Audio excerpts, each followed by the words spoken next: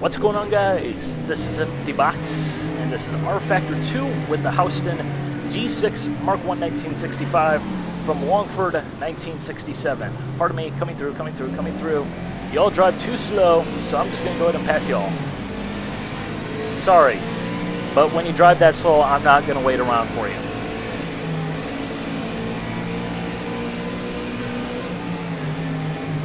Oh god, that guy is totally wrecking. We're not. Slice and dice right there. Pretty sure I just cut off the guy behind me, but who cares?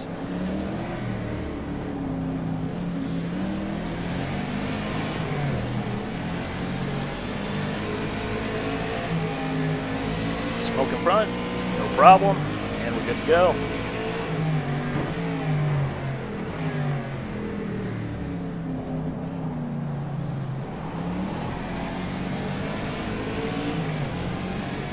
And say we. All joking aside though, this car track combination is what I feel represents the best ability, or best content currently available for rFactor 2 in terms of combination wise. This track and this car just are amazing together. They are made for one another.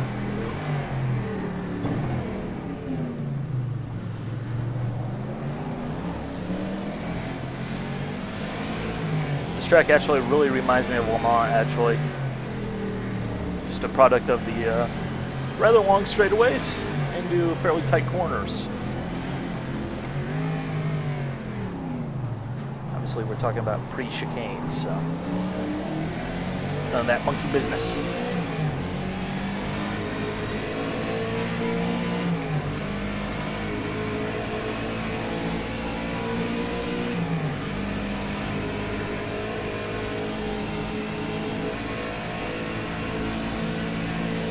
This race should be fairly interesting because the car I'm driving isn't exactly the fastest. I think it only has 400 horsepower versus the other G6s, which have, 500 horsepower, 550. The G4s, which are the hard tops, they actually should have a little bit better straightaway speed, even though they'll have similar levels of horsepower that I have. Just simply due to better aerodynamics, I believe, so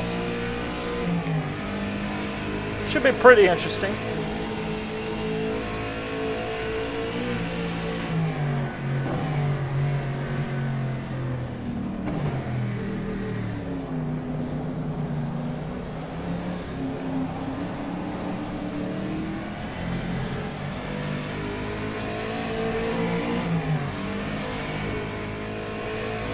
Car track combination though is addictive for sure. Watch out for those tires, don't want to hit those.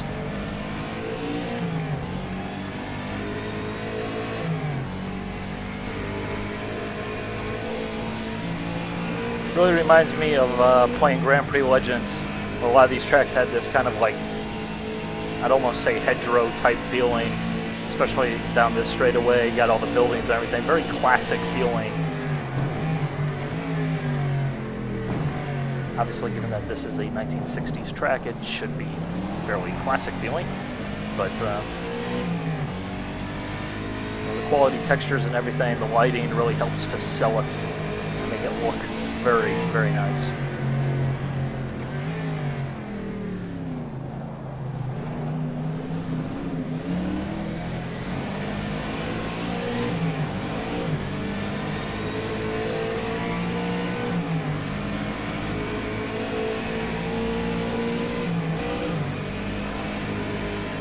This whole miss-shift thing is just really weird because in the real world, when you miss-shift, you know it almost instantaneously. You know that it didn't go into gear because you can feel it. You have that tactile feedback, whereas opposed to in a sim, you don't get that.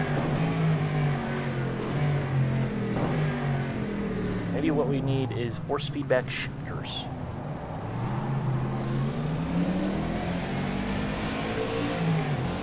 There's a new one for you. Well, I'm pretty sure that's been done.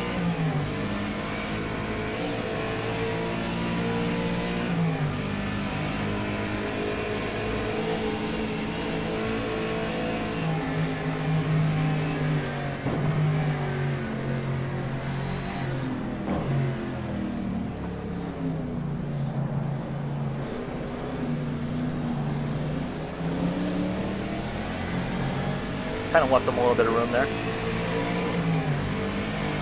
If this track was just a little bit wider, it'd be even more amazing, because this place is really difficult to pass on just because of the fact that it is so very narrow. Really only limits you down to the straightaways, because anything else is just really quite impractical.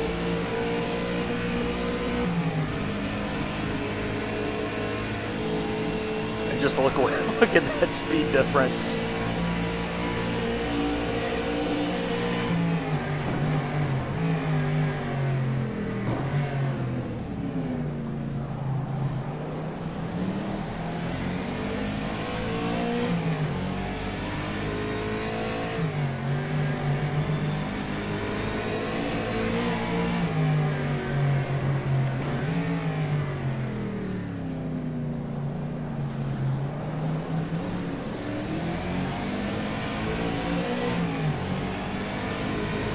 Passed by everybody and their grandmother here.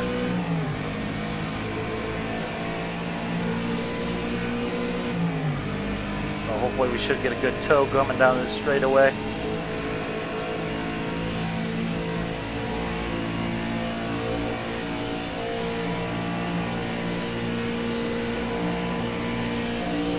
I'll look for the 300 board. This car really does work really good with engine braking. If you want to slow the car down in a hurry, definitely focus on keeping those revs up when you're downshifting. However, I personally feel like that's kind of somewhat unrealistic. I like to kind of drive the car at least somewhat as you would expect in a longer distance race. That's why you see me using the clutch for downshifts and upshifts and everything. You can definitely shift without the clutch in this car, but I just kind of feel like in a long distance race, the drivers would be using their clutch, so I should be too. That's just the way I look at things.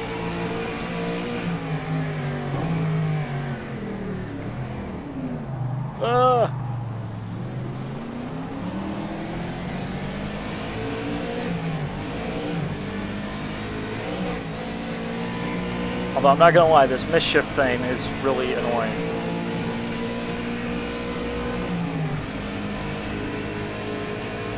But that just means I got to slow down my shifting.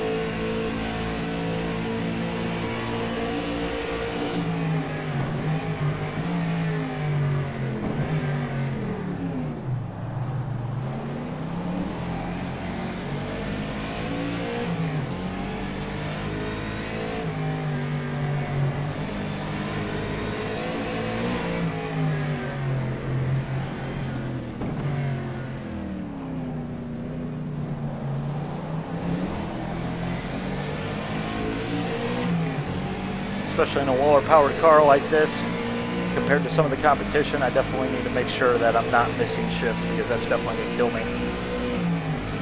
Especially coming down the straightaway here. The other thing is, obviously, this car being the earliest available of the group, it doesn't have the same level of downforce, doesn't have the same level of grip, doesn't have the same level of brakes.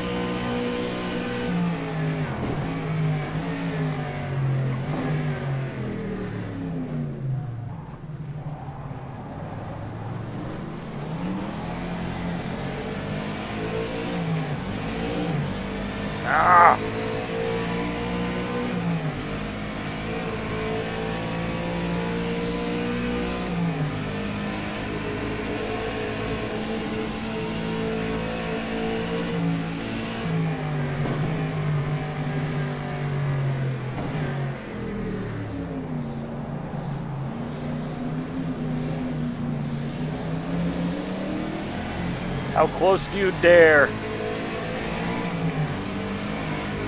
The answer is very close.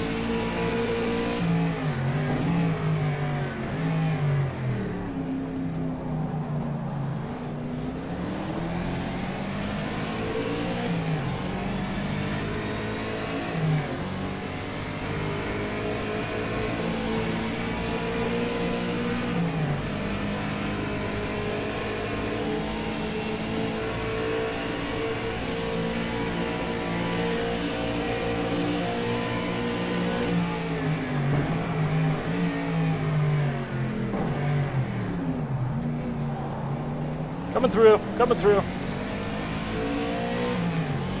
I gotta say, this car just drives so much better than anything else available in rFactor 2. I don't know if it's just that this car just happens to be, you know, one of those cars that's, you know, like in any other sim, just happens to fit the physics engine just better than others, and it comes out basically without any tweaking. It's just perfect the way it is. Or relatively perfect, of course. Obviously, it's not perfect, but nothing ever is.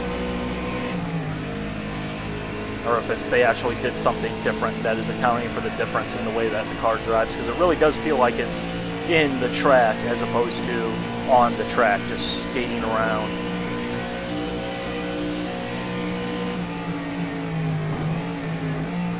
Which, if you watch my other rFactor 2 videos, you'll definitely know that I definitely am a guy who has said time and time again that's you just kind of skate around like the tires are made out of 4 like rubber marbles rather than tires.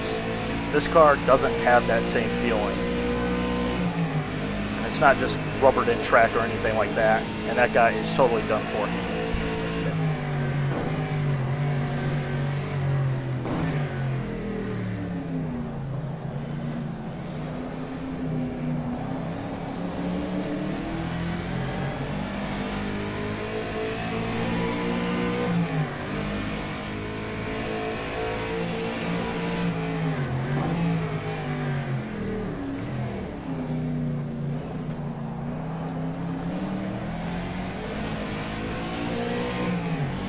This track really does feel like a beautiful drive through the Tasman countryside.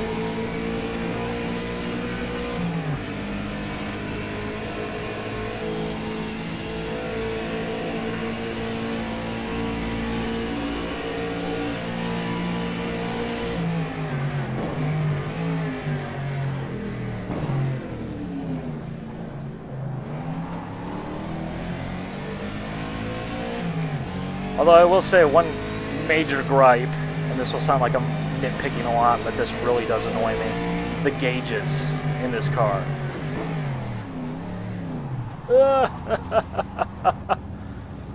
Oh boy. It was bound to happen. Pardon me, coming through, coming through. You shall not pass. Anyways. I just couldn't decide if I was going to blip into first gear, downshift, or if I was going to heel and toe it. Had nothing to do with me talking or trying to say anything. Just total brain fart on my part, but we didn't hit anything, so we're good to go. Obviously no good for the tires, but they're hard as rocks anyway, so it shouldn't matter too terribly much. But just the gauges look entirely out of place, and it really does hamper my immersion. They don't belong. They don't. And don't try that move, please, sir. I guess it's all fun and games when I do it, but when they do it to me, double standard. Anyways, let's get back on the track here and get back to where we were. But they just don't look like they belong. They look totally cartoony, totally out of place, totally silly.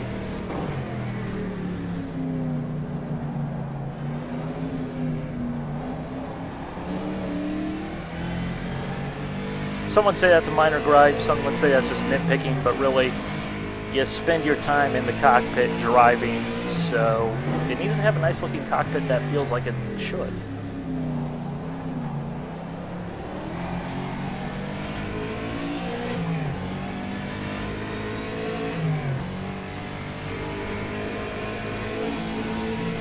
That's something that's, again, if you've watched my previous rFactor 2 videos, you've definitely heard me bring up that point multiple times, because it really is something that I do take fairly seriously.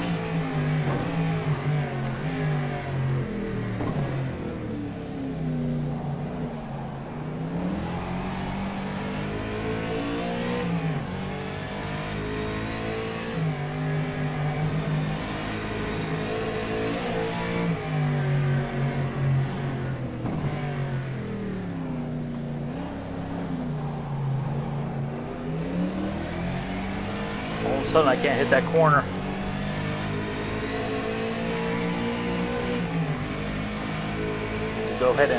that taken care of here.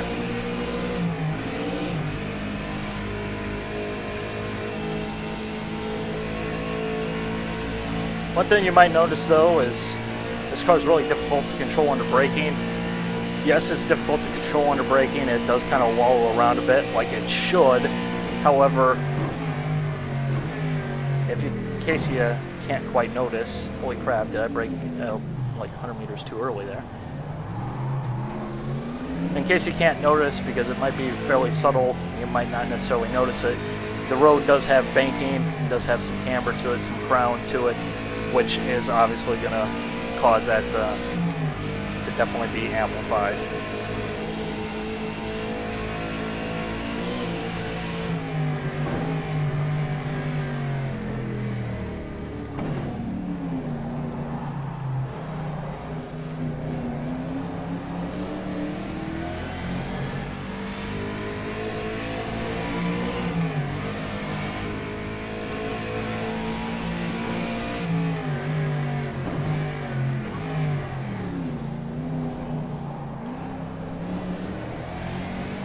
That said, especially in that corner right there, if you hit it just right, you can take advantage of that crowning in the road and use it just as banking, which will allow you to go through there a lot faster than otherwise.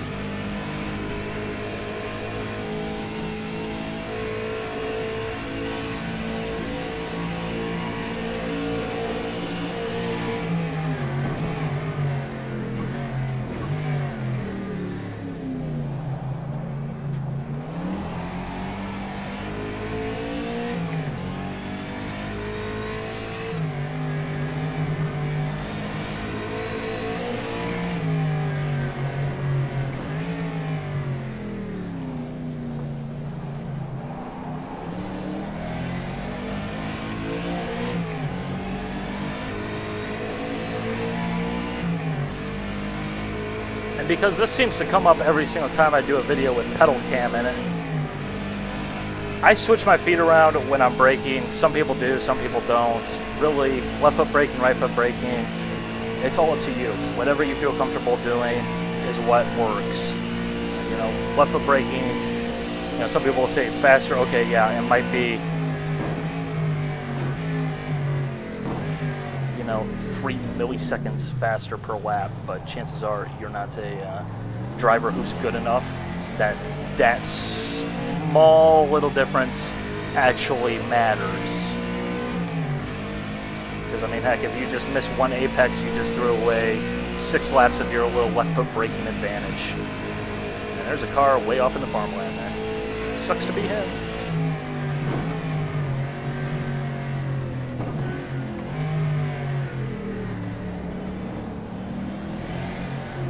But for whatever reason, actually, I ended up starting sim racing before I ever drove an actual car, and it just kind of always seemed normal that, hey, you got 2 pedals, you got 2 feet, so, duh. You know, obviously in a street car, driving on the roads, you know, I right foot brake, but, you know, there's really nothing wrong. I know some people, for example, as you know, learning to drive on the street, my parents always told me, oh, you can't left foot brake, which makes no sense at all, because a foot is a foot. It doesn't matter what foot you use on the brake as long as you apply the brake at the right time with the correct amount.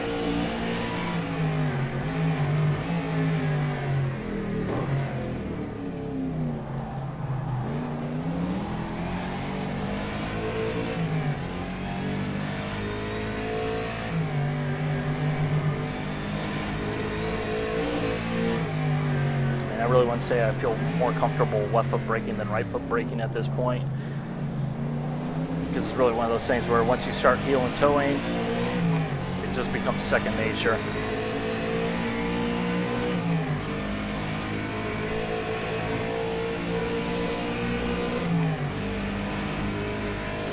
Speaking of heel and toeing, again, this question always comes up. It's fairly difficult to learn, but again, once you get it down, it's a lot easier. We only got 10 minutes left here. You know, it really depends on how your pedals are set up, both, as I can now definitely attest to, both sim and real life.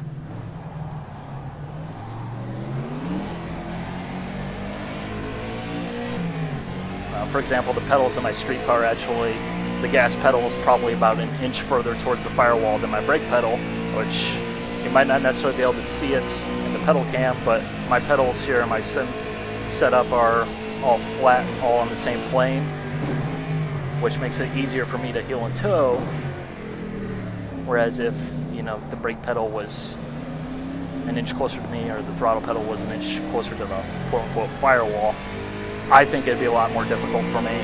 And it's a lot more difficult on my street car, which has that set up, unfortunately. Need to get some new pedals there.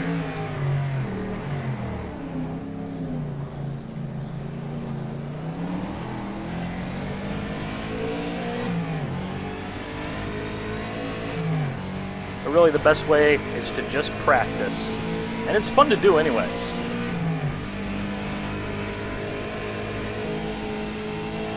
Chances are, if you're heel and toe downshifting, you're probably driving a car like this, which is just fun.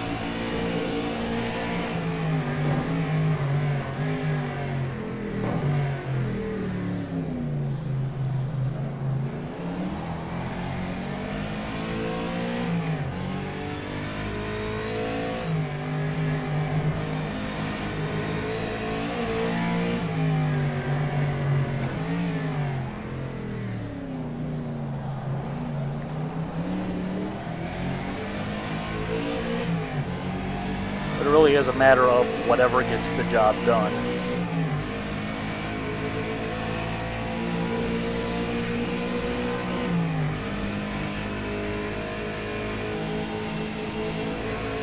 I'd really like to catch these two cars in front of me here.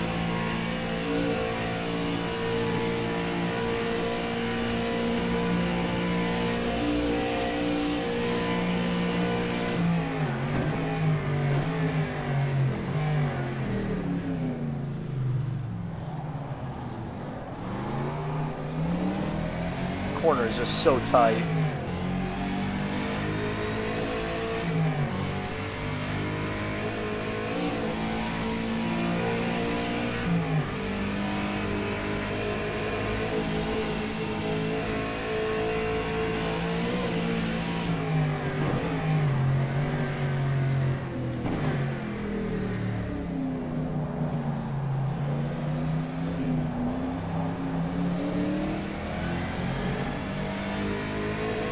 I think you guys can definitely see why this track really is so awesome with these cars.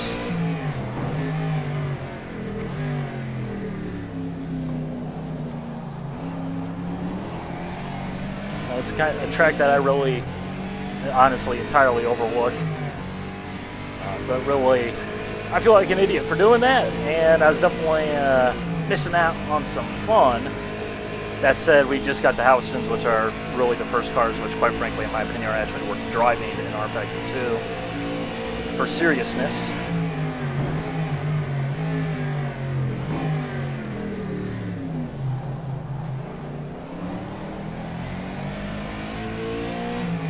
I don't know, I've honestly just been more of a sports car fan than a Formula 1 fan for pretty much ever. So, I can relate better to this car than to the historic Formula 1 cars.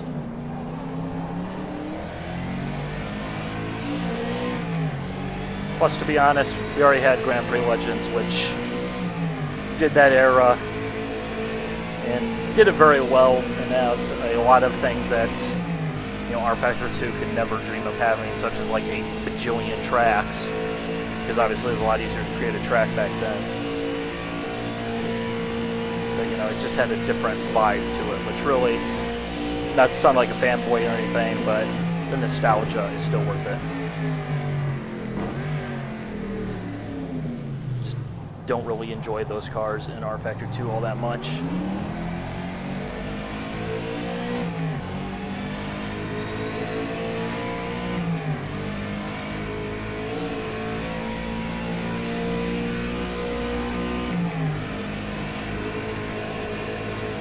.5 minutes left.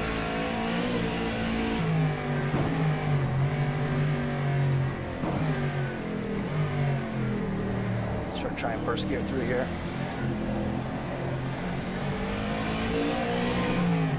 That section really is awesome, though. I really like the way the trees you know, overhang, and then you cross over that little bridge.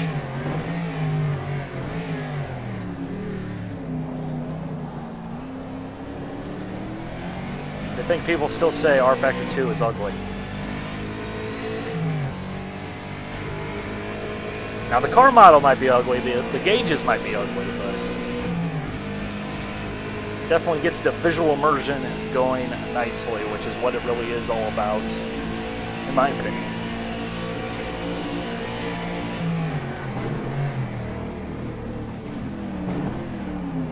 She ain't stopping.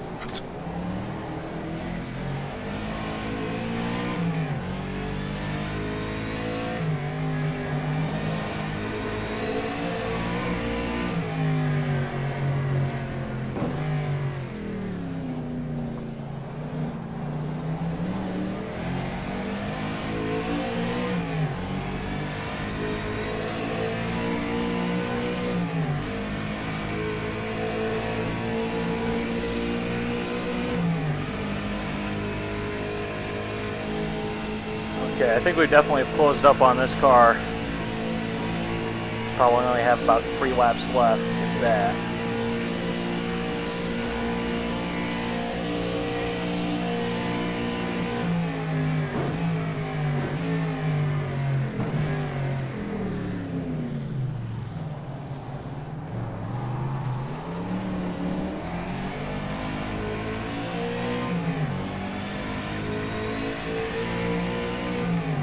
Really could do with a larger steering lock through that last corner.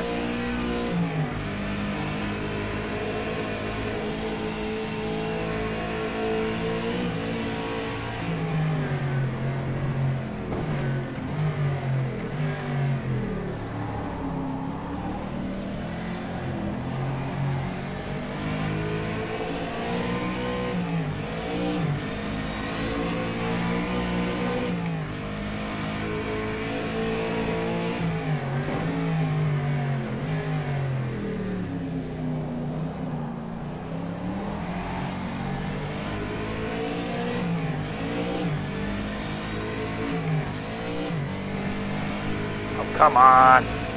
Killing myself here.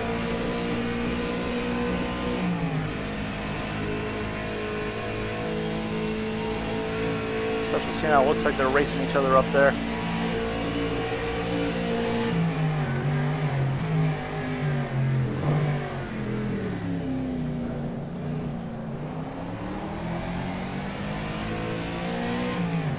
In case you're wondering why I just don't go ahead and flip on one of the displays. It's all about that immersion, man.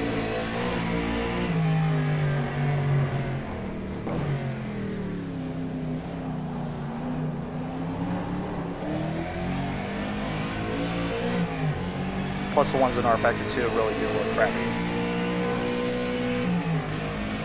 But nothing you didn't already know, right?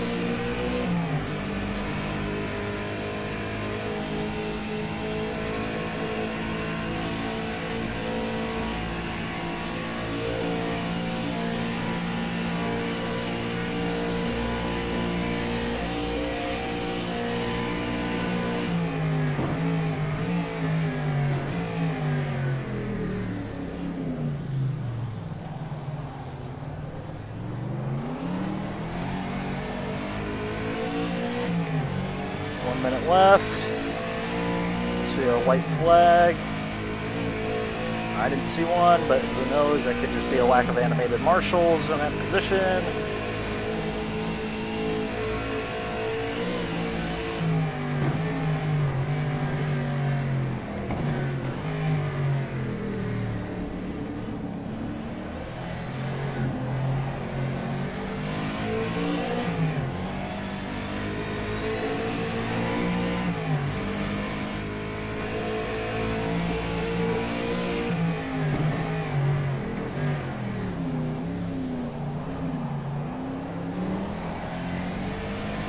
Go.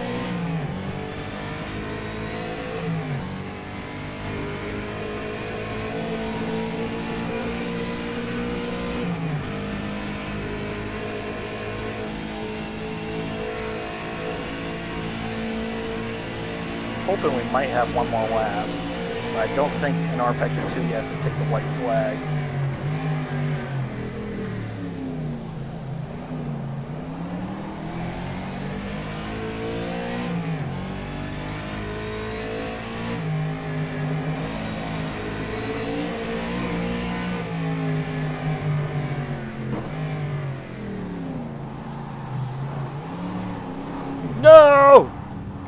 No! No! No!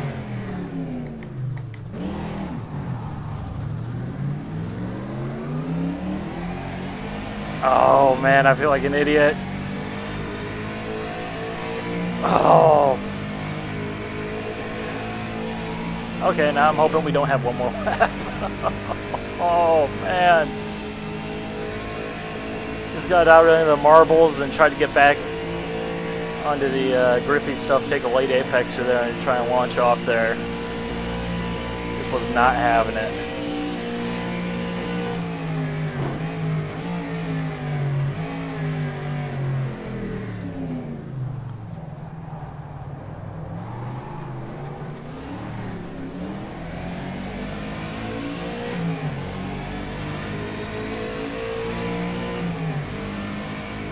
Okay, we got one more lap left.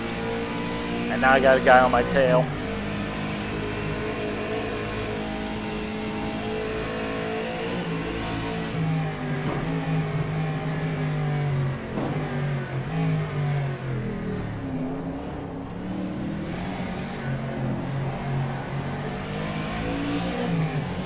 How quickly the hunter becomes the hunted.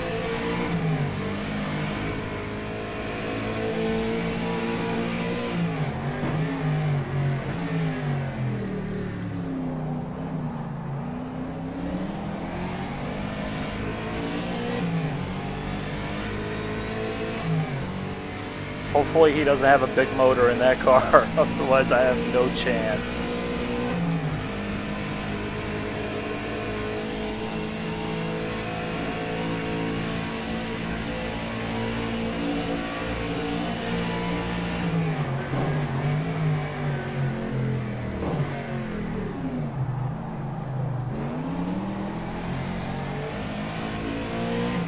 That wasn't me trying to block him or weave around or anything like that. That was just me almost losing it under braking.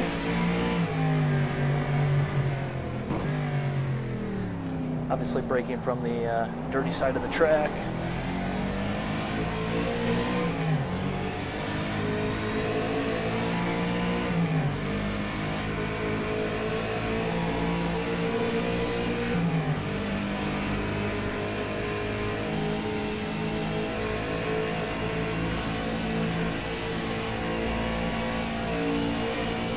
As long as I don't screw this last corner up, we should be in good position here.